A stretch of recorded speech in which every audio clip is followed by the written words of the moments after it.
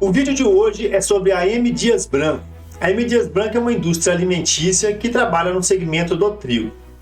E aí, o que me motivou a fazer um vídeo sobre a M. Dias Branco? Eu estava passeando no YouTube e eu vi uma página de um grande influenciador, um cara que tem 1 milhão de inscritos, e ele afirmou que investir na M. Dias Branco é uma boa opção. Será que é? Qual a sua opinião sobre o assunto? Nesse vídeo eu vou fazer a avaliação econômico-financeira da M. Dias Branco e vou dar a minha opinião. Se é uma boa opção investir na M. Dias como ação de dividendos ou como ganho de capital, ok? Se você gosta desse tipo de conteúdo, já dá uma força no canal aí, já dá um like e bora pro vídeo. A M. Dias Branco foi fundada em 1961 e experimentou um crescimento significativo a partir da década de 1990. Neste período, a empresa iniciou um processo de verticalização do seu modelo de negócios, que incluiu a implementação de moinhos de trigo, produção de gorduras e cremes vegetais, além das fábricas de biscoito e massas. Atualmente, a companhia oferece uma ampla variedade de produtos, possuindo marcas de reconhecimento nacional, como a Vitarella, a Adria, a Piraquê, a Fortaleza, Richester, Prediletos e Salsitos. A M. Dias Branco detém uma participação de mercado significativa no Brasil. O setor de biscoito tem um market share de 32%, o setor de massas 29% e o segmento de farinhas 12% de market share. Mas o mercado do Nordeste é o mais importante para a empresa. Lá no Nordeste, no segmento de massas e biscoitos, a empresa consegue ter mais de 50% de market share. Contudo, a empresa possui capacidade ociosa. A média de utilização da capacidade produtiva da última década não chega a 70%. E em 2024, a empresa encerrou o ano com a utilização de apenas 58,8% de sua capacidade produtiva. A empresa tem nos biscoitos o seu carro-chefe, respondendo por 51,4% do faturamento total da empresa. Os demais produtos da companhia têm a seguinte representatividade: massas, 20,9% do faturamento, farinha e farelo, 17,8%, margarina e gorduras, 5,9%, e os outros todos os produtos, 4,1% do faturamento. A M. Dias Branco opera em um mercado altamente competitivo, onde enfrenta a concorrência de grandes empresas nacionais e multinacionais, como a Nestlé, a J. Macedo, a Mondelez, a Bunge, a Bauducco, a Arco, Brasil Foods, dentre outras. Além disso, a empresa compete com pequenos fabricantes locais que possuem presença em nichos específicos de diversos segmentos. A M. Dias Branco possui um diferencial competitivo significativo devido aos incentivos fiscais. A empresa possui redução de ICMS e de impostos federais de até 80%. Esses incentivos existem desde o final dos anos 80 e visam apoiar investimentos em construção, instalação e modernização de suas unidades industriais. A empresa possui uma redução de 75% no imposto de renda da pessoa jurídica em suas 11 unidades no Nordeste. E essa concessão é válida até dezembro de 2032. A M. Dias Branco também se beneficia de reduções de até 81% no ICMS devido. E isso acontece em virtude dos acordos com os diversos estados do Nordeste. É importante destacar que, embora a concessão de incentivos fiscais seja uma importante vantagem competitiva para a M. Dias Branco, ela está sujeita a cumprir condições específicas. A comprovação dos investimentos previstos é requisito fundamental para a manutenção destes benefícios. Além disso, os valores correspondentes à redução de impostos devem ser alocados nas reservas de incentivos fiscais e não podem ser distribuídos como dividendos. O descumprimento das condições contratuais podem resultar na suspensão ou cancelamento dos benefícios. A título de informação, em dezembro de 2024, a empresa possui um saldo de praticamente 4 bilhões de reais na conta de reserva de incentivos fiscais. Em outubro de 2006, a M. Dias Branco abriu seu capital e suas ações são negociadas no segmento do Novo Mercado, na Bolsa de Valores de São Paulo, sob o código MDIA3. A liquidez da empresa é de 15 milhões de reais por dia e o beta é de 0,84. Mas só para lembrar, o que é beta? Beta é um indicador que correlaciona o preço da ação com o preço do benchmark, que no caso é o Ibovespa. Então, para cada 1 ponto percentual que o Ibovespa se movimente para cima ou para baixo, é de se esperar que a ação da M. Dias Branco se movimente em 0,84. A volatilidade da empresa é de 34,29%. Eu utilizo a análise dinâmica de balanços e o que é isso? Eu pego aí as 200, 300 contas do balanço patrimonial da empresa e reclassifico. E reclassifico com o objetivo de conseguir auferir apenas 3 indicadores, que é o capital de giro, a necessidade de capital de giro e o saldo de tesouraria. E fiz isso para os anos de 2019 a 2024, né? E para começar a entender que empresa que é essa, eu gosto de fazer o gráfico de blocos do último balancete disponível, que no caso é o de dezembro de 2024.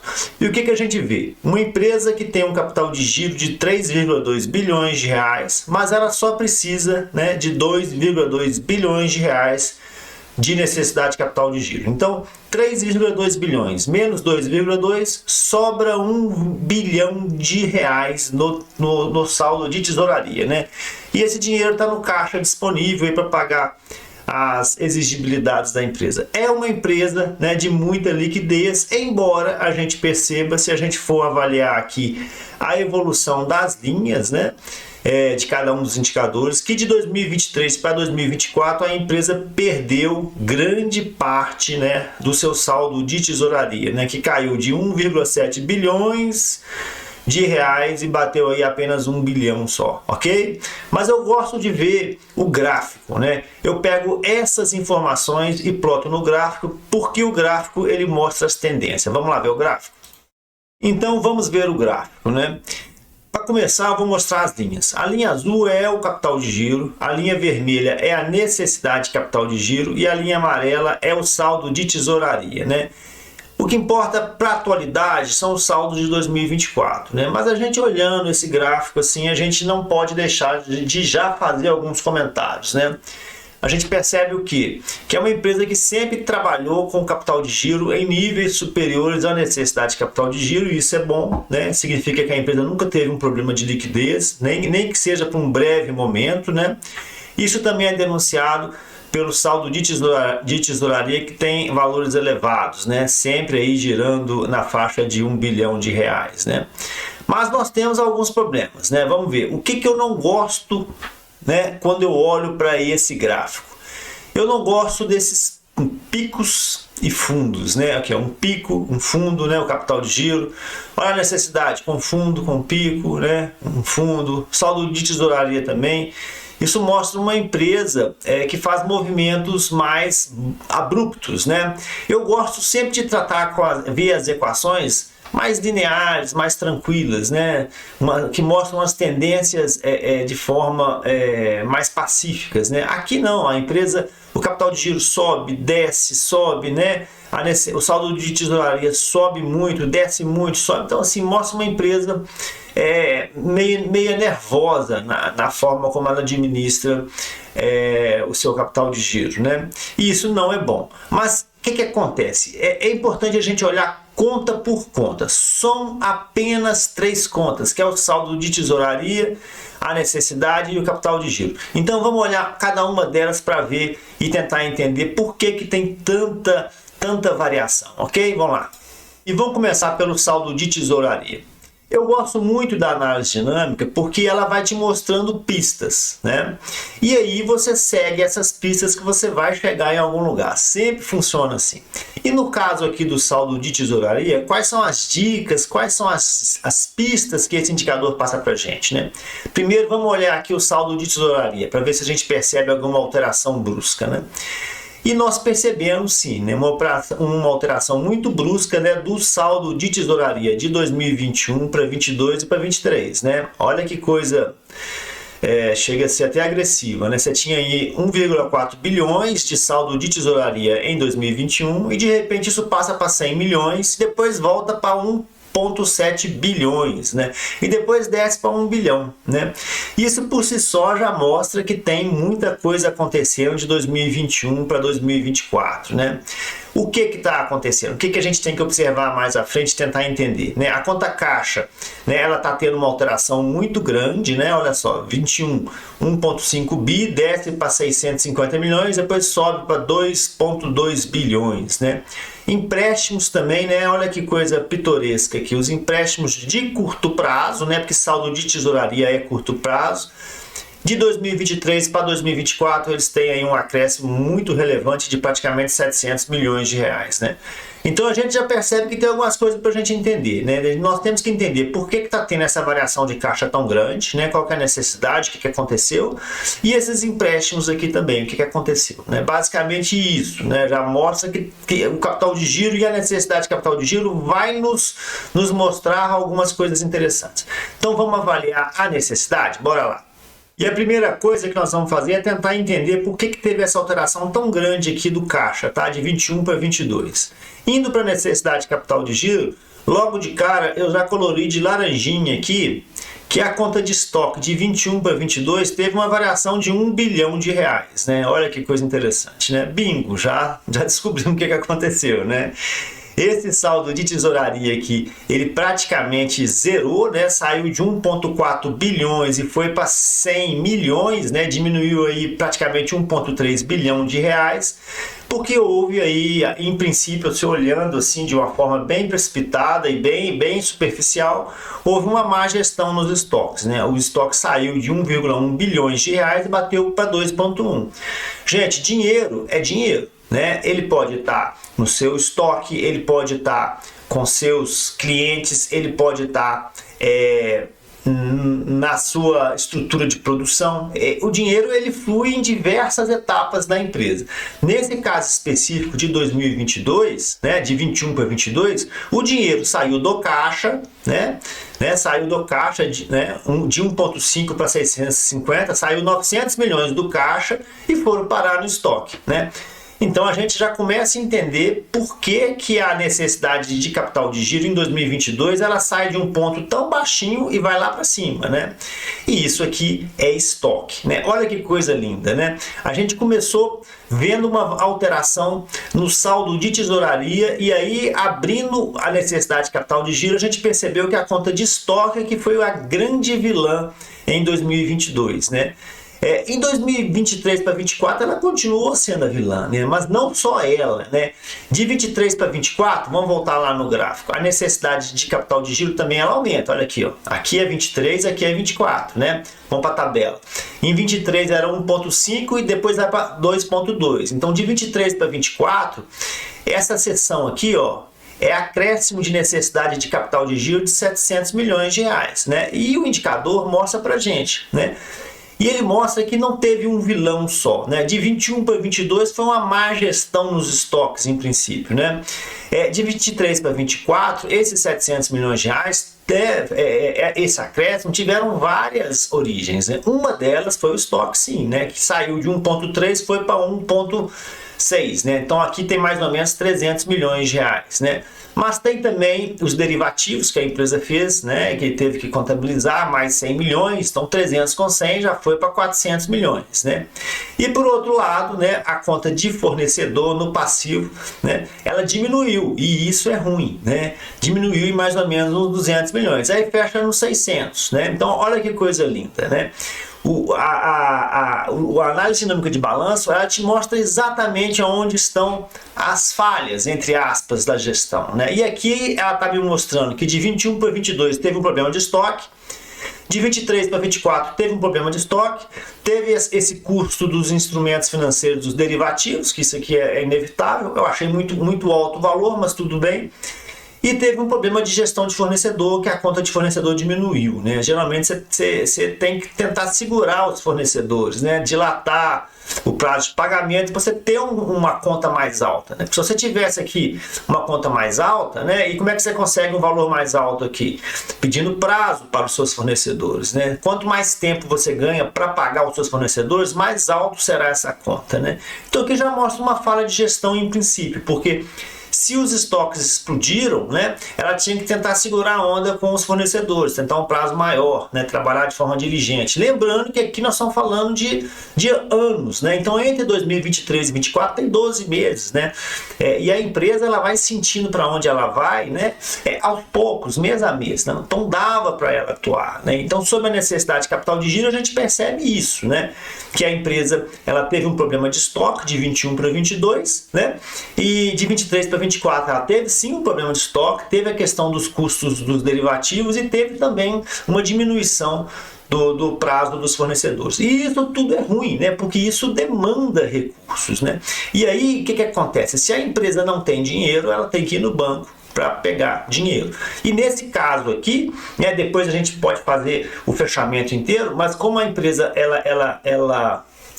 aumentou a sua necessidade de capital de giro, esse aumento da necessidade de capital de giro aqui, gente, ele tem que ser custeado ou pelo saldo de tesouraria ou pelo capital de giro, né? E é isso que aconteceu. Todas as duas contas ajudaram a financiar um pouquinho.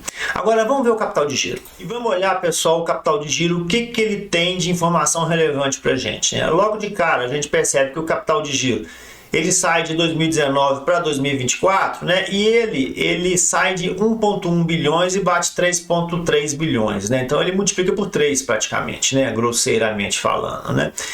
E a gente percebe que é uma conta que ela vem aumentando de forma sistemática. E a gente fica curioso, né, em tentar entender por que isso está acontecendo, né? Como aqui está o desmembramento da conta do capital de giro, a gente percebe que a conta que mais variou ao longo desses anos foi a conta de reservas de lucros, né? Saindo de 3,5 bilhões em 2019 e batendo aí algo em torno de 5,3 bilhões em 2024, né? Então o que acontece, pessoal? Aqui já está a resposta.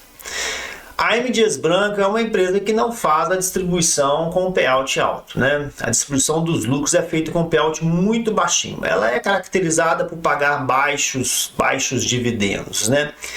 E aí a gente percebe que a empresa está crescendo o seu capital de giro com base na acumulação das reservas. E isso é muito bom, tá? Isso é muito bom. Agora nós temos que entender que reservas que são essas? E eu vou mostrar para vocês. Mas antes disso, eu queria só mostrar para vocês esse ponto laranja aqui, né? Tá vendo? Olha as variações, 3,4 para 3,5 bi e de 1,9 para 2,3 bi. Aqui é o imobilizado e o intangível, né? E aí eu fiquei pensando que isso impactou, né, também a conta de capital de giro nesses anos, né? E o que é isso, né? E eu fui correr atrás, é que em 2022 a M. Dias Branco comprou a Jasmine Alimentos, né? É uma empresa paranaense, e ela comprou também, né, iniciando a sua jornada de internacionalização, a Las Acacias, né? Que é uma empresa, se não me falha a memória, do Uruguai, isso mesmo, aqui é o Uruguai. Então isso tudo tem custo, tem desembolso, né? Mas aqui, vamos voltar para as reservas de lucros, né? Porque, qual é a composição dessas reservas de lucros, né? E aí eu fiz a composição das reservas de lucro, que elas estão aqui, né? Olha aqui, ó, 5,3 bilhões, né, em 2024. Tá aqui os 5,3 bilhões em 2024. Então aqui é só a composição delas, tá, pessoal? E a gente percebe que a grande conta chama-se reservas de incentivos fiscais, né? Que ela tá batendo 3,9 bilhões agora em 2024, né? Então, assim, isso é bom ou isso é ruim, né? Porque quando eu comecei a olhar essa empresa, eu falei assim, nossa, o negócio tá bom aqui, porque o que acontece? A reserva de lucro está muito alta, né? Ela tem que distribuir dividendos, porque ela inclusive passou o capital social. Mas não é isso que acontece, tá, pessoal? Por que não é? Porque essa conta de reservas de incentivos fiscais é uma conta muito importante na M. Dias Branco e se trata de subvenções governamentais, né? Então são incentivos que o Estado deu para que a empresa fizesse o investimento, né? E esses recursos eles só podem ser destinados ao fomento e desenvolvimento da companhia, eventualmente pode ser utilizado para amortizar prejuízos, né, prejuízos acumulados. Esses recursos também podem ser destinados para o pagamento de impostos, mas esses recursos não podem ser destinados ao pagamento de dividendos. Esse que é o grande problema da M. Dias Branco. Uma grande parcela do lucro da empresa não pode ser destinada ao pagamento de dividendos, né? E aí, por isso que a gente vê uma empresa que tem uma reserva muito grande, né?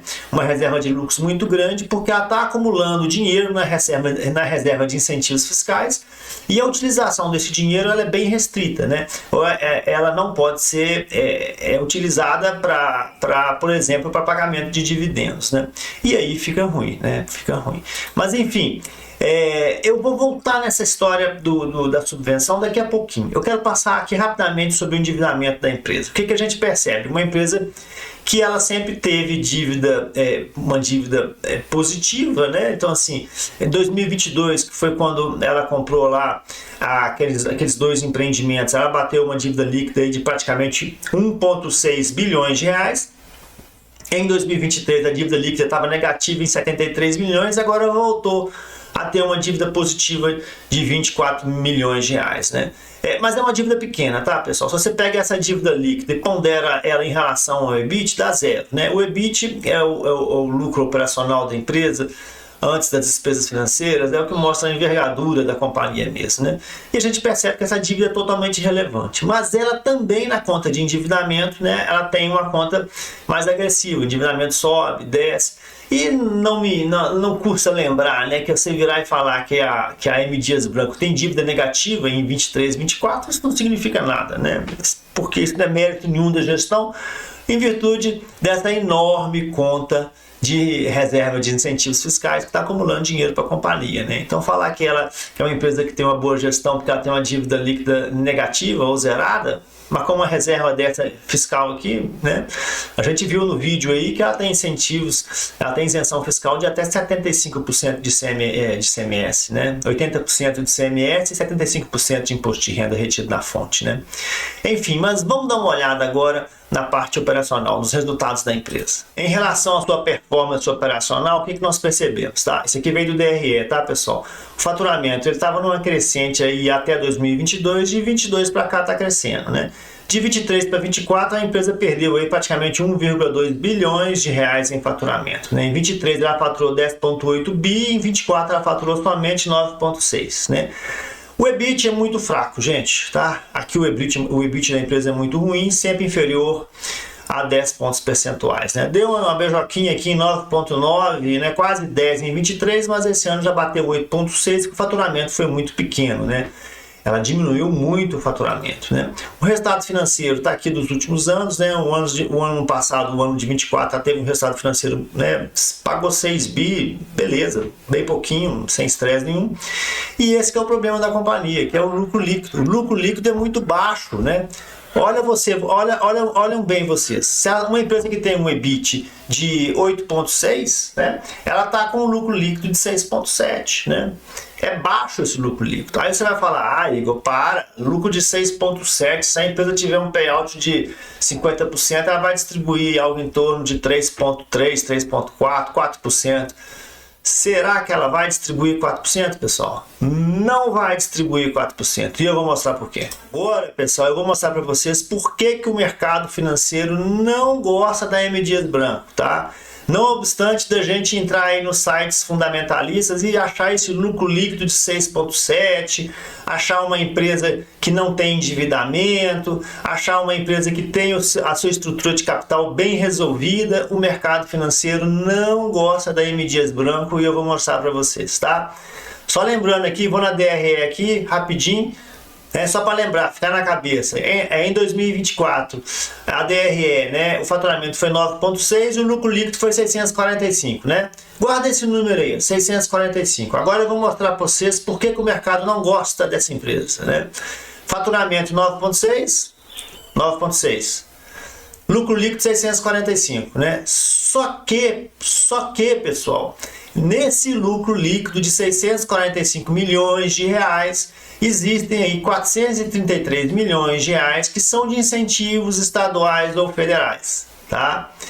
É ICMS pago a menor e imposto de renda pago a menor se a gente comparar essa empresa com os seus outros pares, com outros concorrentes, né? Principalmente da região sul-sudeste. Essas empresas não possuem esses incentivos fiscais e esse dinheiro aqui, esses 430 milhões de reais, estão pagos, né? No caso da M. Dias, ela não pagou por causa dos acordos, das subvenções de impostos, né?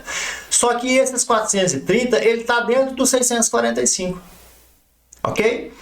Então, o lucro de fato, se ela tivesse que pagar esses 430 milhões, esse dinheiro seria deduzido do lucro líquido e aí o lucro líquido dela não seria de 645 milhões, seria de apenas 211 milhões de reais, né?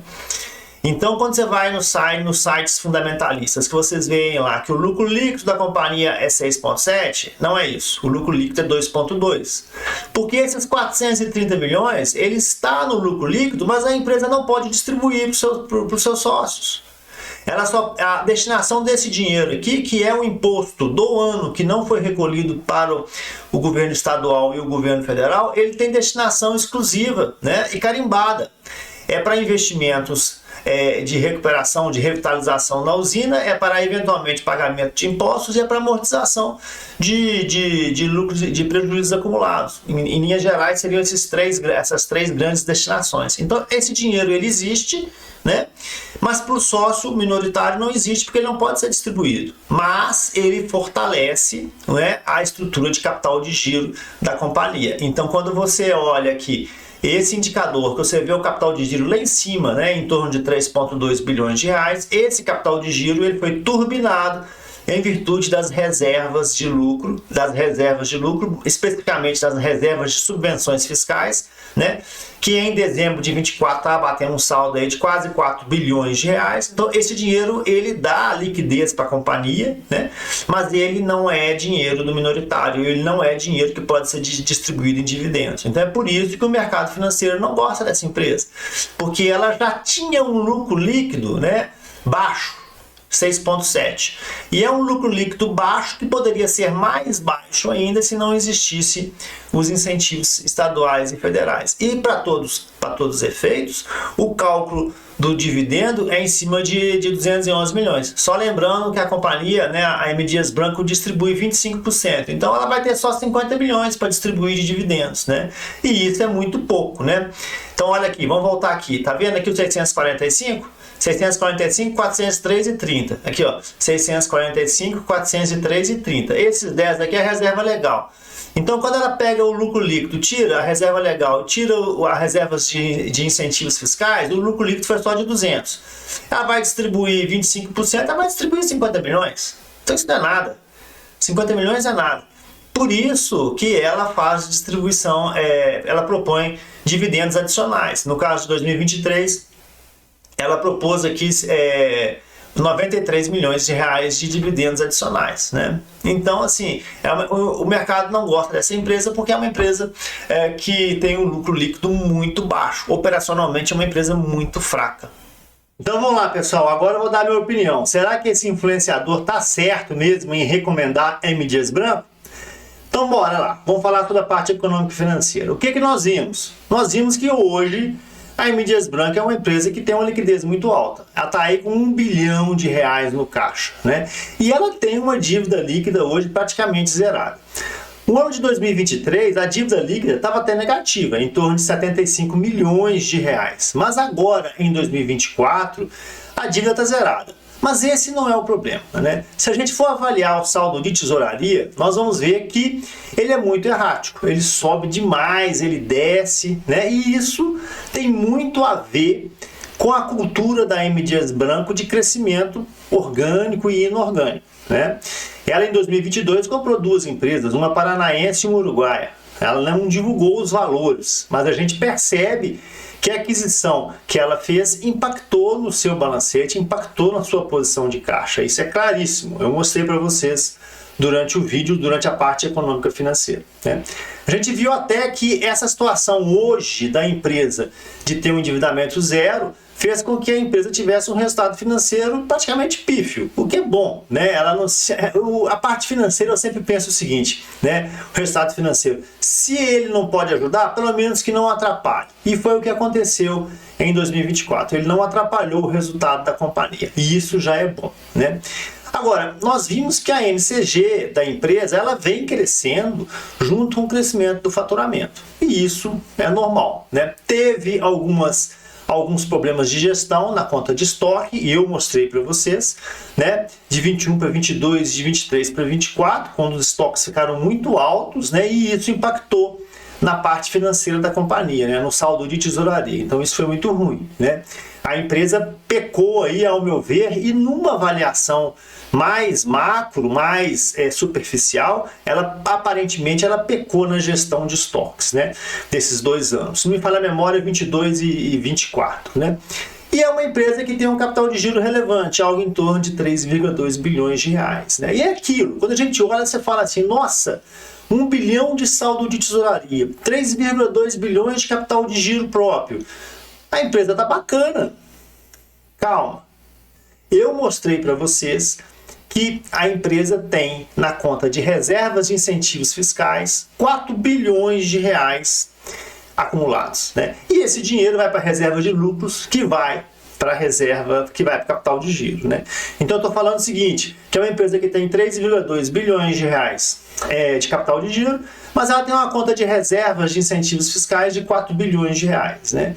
Então não tem mérito nenhum, né? Você falar que a M. Dias Branco é bem administrada, olhando somente o indicador de saldo de tesouraria, olhando o endividamento e olhando o capital de giro, você está sendo muito superficial, né? A empresa tem 4 bilhões de reais de subvenções fiscais e esse dinheiro é que dá, né, liquidez e que dá robustez econômico-financeira para a companhia.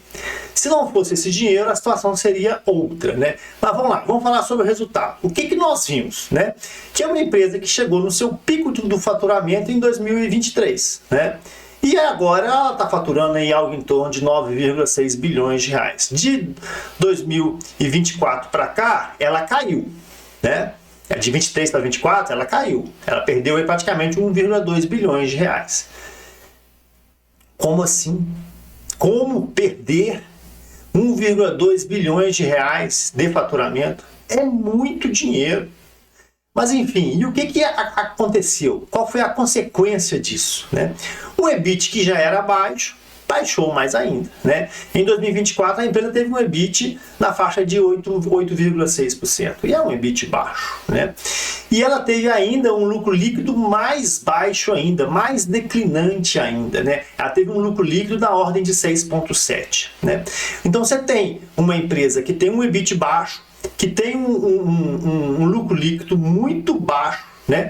De algo em torno de 650 milhões de reais. Mas o grande problema da M. Dias Branco é o seguinte, quando você fala que ela teve esse EBIT de 6,7, que dá 650 milhões de reais, nesses 650 milhões de reais estão as subvenções dos impostos, que são 430 milhões de reais, né? Então, na verdade, ela não deu um lucro líquido de 650 milhões, que seria 6,7%. Ela deu um lucro líquido de 212 milhões de reais, mais ou menos, que daria algo em torno de 2,2% de lucro líquido. É isso. E aí, o que acontece? Você tem uma empresa que tem uma performance operacional muito ruim, muito baixa. E ela só não é pior ainda por causa das subvenções fiscais, né? Veja bem, grava esse número, né? O lucro líquido dela foi de 6,7, graças às subvenções fiscais. Se ela tivesse que pagar os impostos como todo mundo paga, o lucro líquido dela seria de 2,2. E essa diferença de 6,7 para 2,2, que dá mais ou menos 430 milhões de reais, esse dinheiro não pode ser distribuído na forma de dividendos. Ele tem que ficar na empresa e ele tem que ser utilizado em novos empreendimentos, em reformas, em benfeitorias, pode ser utilizado para pagamento de impostos, né? E ele pode também ser utilizado para amortizar prejuízos acumulados, né? Então, assim, é por isso que o mercado não gosta da companhia, porque o lucro operacional dela é muito ruim e ele é ruim mesmo tendo a subvenção fiscal. Se não tivesse, seria pior ainda, né? E aí eu achei esse caso muito interessante, gente, porque ele exemplifica para a gente duas situações muito legais, né? Primeira coisa, não acredita em tudo que você vê na internet.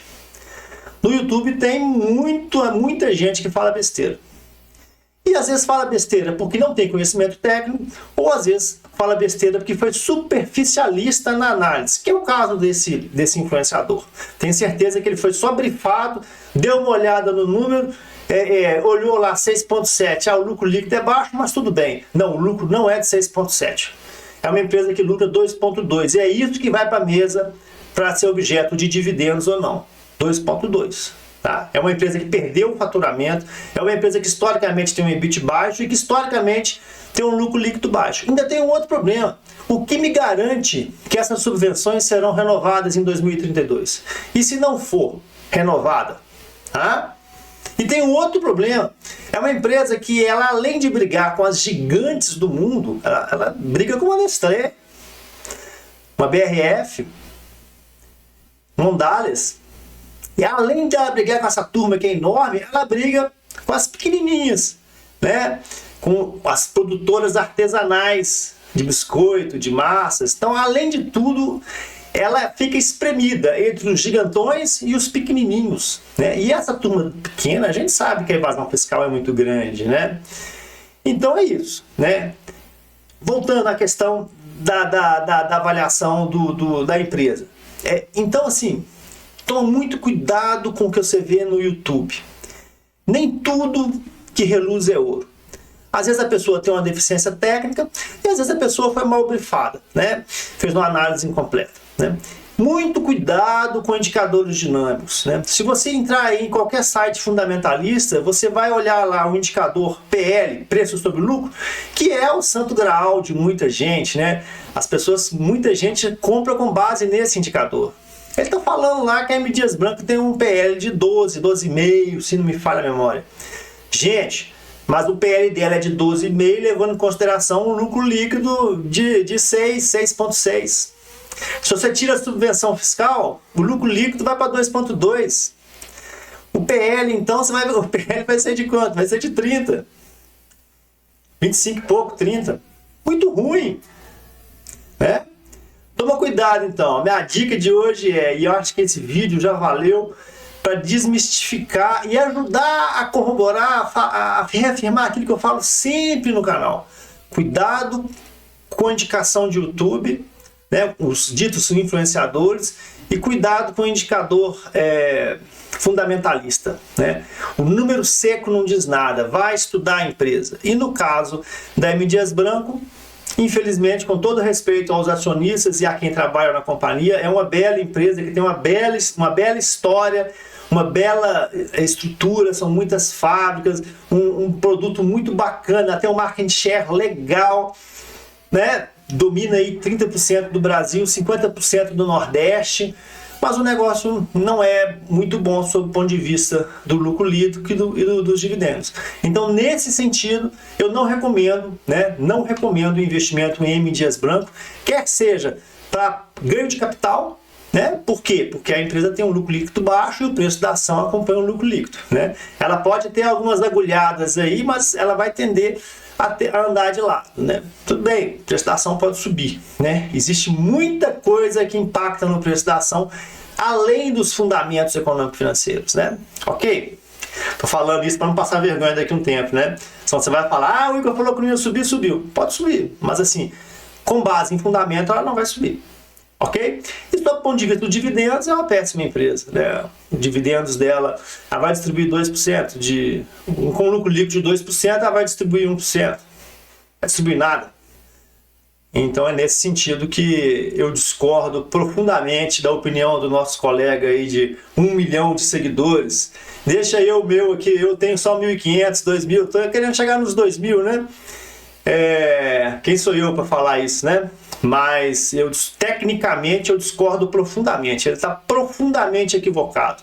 Ela não serve para ganho de capital e nem para dividendos. Hoje, né? Pode ser que para frente melhore. Hoje não serve.